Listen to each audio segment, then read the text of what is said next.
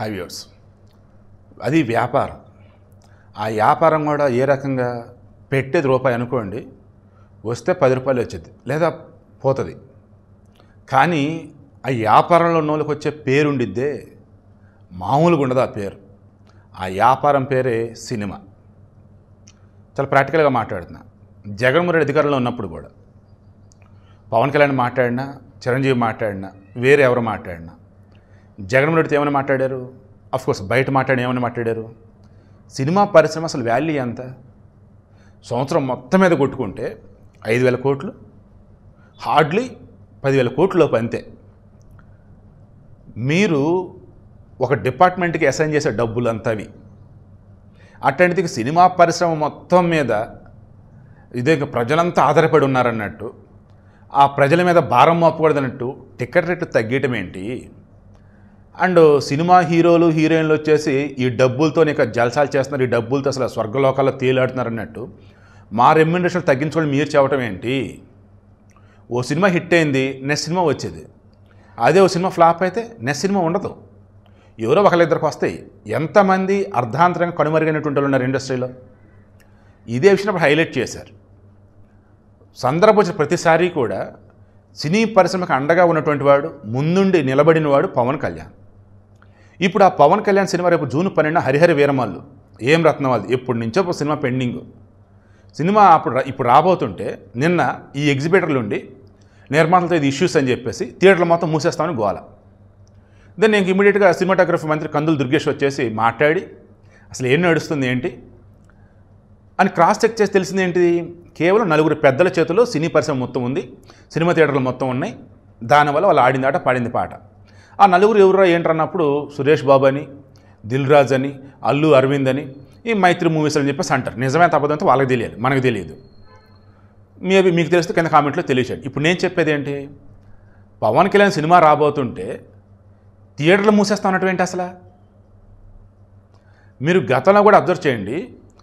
Jaganmohan Reddy ticket రేట్లు తగ్గించినా, theatre దగ్గర వచ్చే బెనిఫిషియల్ వేయకున్నా, ఇలా అడ్డదడ్డంగా అస్తవ్యస్తంగా చేసిన కూడా పవన్ కళ్యాణ్ సినిమాలు అప్పుడే. చివరికి నష్టపోయేది ఎవరు పాపం? నిర్మాత కాదా?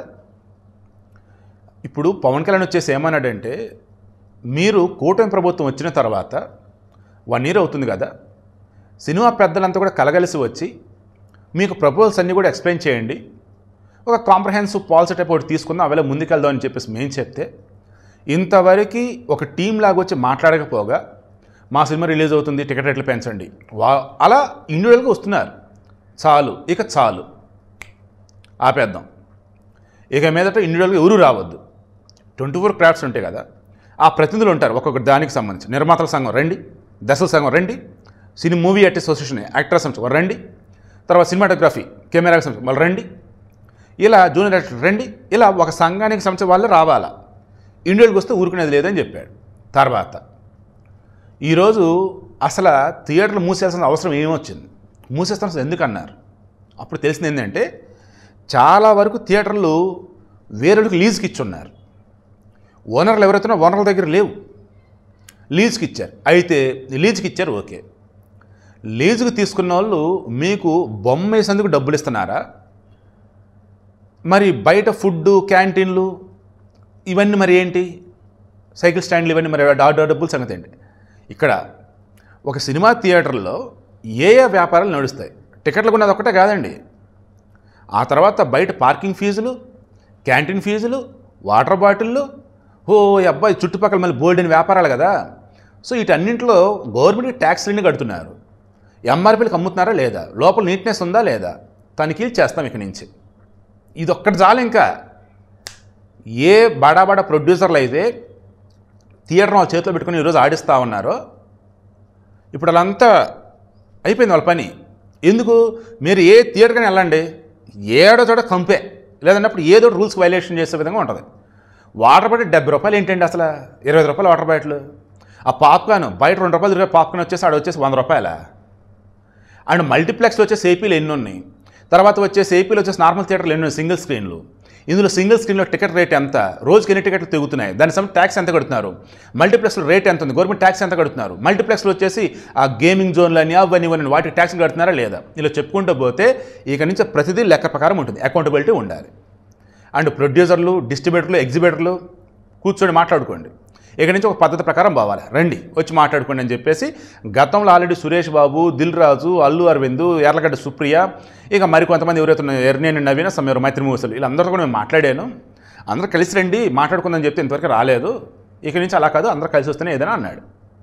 సో నేను వీడియో క్లోజ్ చేస్తున్నా. బండ గణేశుడు ఒక మాట అన్నాడు, ఏమని, సింహాన్ని దూరంగా చూసి ఎంజాయ్ చేయండి, బట్ గెలిగితే ఇదిగో ఇలాగే ఉండిద్ది. అంటే పవన్ కళ్యాణ్కి సంబంధించి దూరంగా ఉన్నారు, మీ సినిమాలకు సంబంధించి రేట్లు పెంచుకున్నారు, అంతా ఓకే బాగానే ఉంది. ఇప్పుడు ఆయన సినిమా వస్తున్నప్పుడు ఇక థియేటర్లు మూసేస్తుందని చెప్పేసి ఓవర్ యాక్షన్ చేశారు, గెలికారు ఇప్పుడు ఆయన. చూడండి ఇప్పుడు ఆయన విశ్వరూపం అని చెప్పేసి అన్నాడు.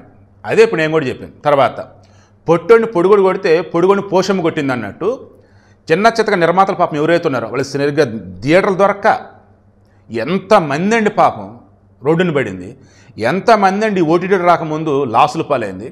ఈ ఓటీటీలు వచ్చాక సరిగ్గా థియేటర్లు దొరకపోతే అప్పుడు ఓటీటీలు రిలీజ్ చేసుకుంటా ఉన్నారు. ఓటీటీలు రిలీజ్ అయ్యి అద్భుతమైనటువంటి గుర్తింపు తెచ్చుకునేవి, అద్భుతమైన సక్సెస్ రేట్ సాధించిన ఎన్ని ఉన్నాయండి. ఇప్పుడు ఈటీవీ విన్లో అనగనగా అని చెప్పి సుమతి సినిమా ఉంది, ఎక్స్ట్రాడినరీ మూవీ. నాకు బాగా నచ్చిన మూవీ భారతీయుడు ఫస్ట్, సెకండ్ నువ్వు నాకు నచ్చావు. ఇప్పుడు భారతీయుడు పక్కన ఈ సినిమాని పెడతాను. భారతీయుడు టోటలీ డిఫరెంట్, అనగనగా టోటలీ డిఫరెంట్, బట్ రెండు కూడా నాకు ఒకటన్నట్టుగా నేను చెప్తాను. అనగనగా ఎడ్యుకేషన్ సిస్టమ్ యొక్క వాల్యూ చెప్పున్నారు. నా చిన్నప్పుడు నేను ఎలాగైతే ఈ చదువుని ఒక కథ రూపంలో మైండ్లో పెట్టుకునేవాడిని, లేదా రెగ్యులర్గా నేను చూస్తున్నటువంటి దాన్ని లింకప్ చేసుకుని మైండ్లో పెట్టుకునేవాడిని. నేను ఇంటర్మీడియట్, డిగ్రీలో వచ్చేసి పుస్తకాలు అన్నది రాస్తేనే మార్కులు వస్తాయి. ఎంబీఏ వచ్చేసి నువ్వు థియరిటికల్గా అన్నప్పుడు నీ ఓన్గా రాయొచ్చు సబ్జెక్ట్ అర్థం చేసుకొని, అలా నా సొంతంగా రాసేవాడిని. సిలబస్ పేపర్ ఉండేది కదా, సిలబస్ పేపర్లో సబ్జెక్ట్ ఏంటి, చాప్టర్ ఏంటి, ఆ చాప్టర్లో వచ్చేసి సబ్ హెడ్డింగ్స్ ఏమున్నాయి అని చెప్పేసి అవి చూసుకొని దాని తగ్గట్టుగా మైండ్లో ఓన్గా ప్రిపేర్ చేసుకునేవాడిని క్వశ్చన్స్కి ఆన్సర్స్ అన్నీ కూడా. తీరా ఆడికి వెళ్ళాక పుస్తకాలు ఉన్నది అసలు రాసేవాడిని, విన్నది నాకు అర్థమైంది రెండు కలగలిపి అక్కడ రాసేవాడిని. బిజినెస్ లాస్ అని చెప్పేసి మాకు ఎంబీఏలో ఒక సబ్జెక్ట్ ఉంటుంది, అందులో కార్మికుల చట్టాల గురించి, కార్మికుల యూనియన్ల గురించి, వాళ్ళ యొక్క ఐక్యత గురించి, వాళ్ళ బలాబలాల గురించి మా ఎస్ఏ క్వశ్చన్ అనమాట. దానికి నేను రాసింది హార్డ్లీ ఎంత ఎస్ఏ అయినా సరే 2-3 పేజీలు నా వల్ల కాదు, ఒకటే పేజీ రాస్తా. షార్ట్ ఆన్సర్ అంటే హాఫ్ పేజీ రాస్తా, ఇంకా అంతే. జర్నలిజం ఎంత చేశాను నేను, జర్నలిజం కూడా నా first class, MBA first class. వీటిలో కూడా నేను చేసింది ఏంటిది, అర్థం చేసుకొని ఫస్ట్ కొన్ని పాయింట్స్ రాస్తా, ఆ పాయింట్స్ సినాప్సిస్ వైజ్లో ఎక్స్ప్లెయిన్ చేసుకుంటూ పోతా అంతే. అలా దానికి ఒక తండ్రి మంచాన ఉన్నాడు, చావుబతుల మధ్య ఉన్నాడు, త్వరలో చనిపోతాడు, ఆస్తి పంపకాలు జరపాలి, 4 కొడుకులను పిలిపిస్తాడు, ఒక్కొక్కడికి ఒక్కొక్క పొల్లు వేస్తాడు, ఒక్కొక్క కొడుకు పొల్లు ఇరిచేస్తారు. నలుగురికి ఆ నలుగురు దగ్గర ఉన్నట్టు ఆ పొలాలు తీసుకొని 4 కట్టేస్తాడు, ఇచ్చి వాళ్ళకి ఇస్తాడు. వాళ్ళు ఎరవలేకపోతారు, 4 ఎరవలేకపోతారు. అప్పుడు చెప్తాడు, అరే నాయన కలిసి ఉంటేనే మీరు ఏదైనా సాధించగలరు, మీలో ఐక్యమత్యం ఉండాలని చెప్తాడు. దీన్ని నేను బిజినెస్ స్కిల్స్ అప్లై చేసి కార్మికులంతా కూడా యూనియన్లు పెట్టుకునేది ఇందుకే, ఐకమత్యం, వాళ్ళు యూనియన్గా ఉంటే వాళ్ళు ఏదైనా సాధించగలరు అని చెప్పేసి. నా ఫస్ట్ క్లాస్ అది కూడా, ఆ సబ్జెక్ట్ కూడా. సో నేను ఇప్పుడు చెప్తుంది ఏంటంటే అనగనగా ఆ మూవీ ఎంత గొప్ప మూవీ అంటే, నేను కేటర్స్ ఛానల్ కూడా వీడియో ఇచ్చాను, నా ఫేస్బుక్లో ఫేస్ కూడా పెట్టాను. ఇప్పుడు మన కావ్యాస్ మీడియాలు కాబట్టి నేను ఆ వీడియో ఇచ్చినట్టుగా లేను, వీరైతే తర్వాత నారాయణ సినిమా సంబంధిస్తా లేదా ఇందులో చెప్పినా సరిపోతుంది. సో నేను చెప్పేది ఏంది, ఇప్పుడు అంత గొప్ప మూవీ మరి థియేటర్లో ఎందుకు రిలీజ్ అవ్వలేదు నాకు అర్థం కావట్లేదు. ఇక చాలా ఉన్నాయండి ఓటీటీలో వచ్చి సూపర్ హిట్ అయిన మూవీలు ఎన్ని ఉన్నాయి మీరే చెప్పండి. బట్ థియేటర్ బయట వాళ్ళకి ఇవ్వరండి.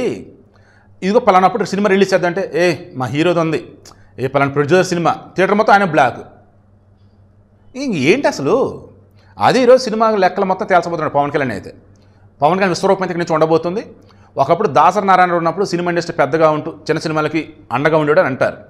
బహుశా రానున్న రోజుల్లో పవన్ కళ్యాణ్ అటువంటి రోల్ ప్లే చేస్తాడని అనుకుంటూ ఉన్నా. ఐఎమ్ షూర్ ప్రక్షాళన అయితే మొదలైంది.